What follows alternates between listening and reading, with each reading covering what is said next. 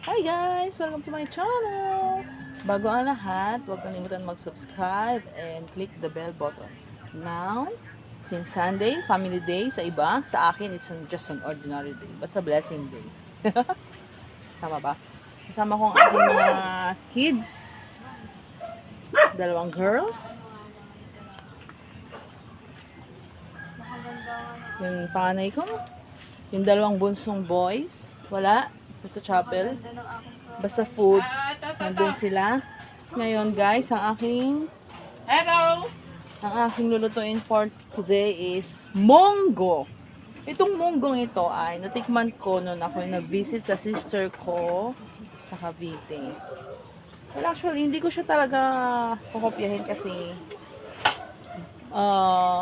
vegetarian sila eh.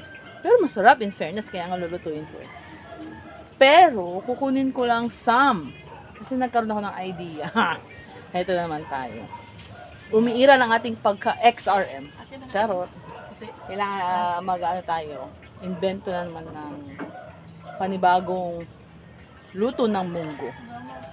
Pero in fairness, masarap yung nakain ko din. I love it. I love it. I love you, sister. Tantan. Hi. I love you. May pamangkin. Nosebleed. Wala pa yung lobo? Ayan, this is my mother, Mama, malapad daw yun. my kids. Hindi mo mawari kung mahiyain o hindi. Mama, malapad daw yun. Well, anyway, ano ba yun? Hindi ko alam. Well, anyway, guys, Baka nooy yan ni Papa. mamaya na lang ulit natin. Kasi, ang gamit ko yun ay kahoy. Kasi may niluluto sila sa loob. Kaya kahoy muna tayo. Look. Oh, where's my... Sino naggupit? Si, yung dalawang maraming puto. So, kahoy yan, ha? I'll be back later pag naluto ng aking niluluto. Mainit kasi dito.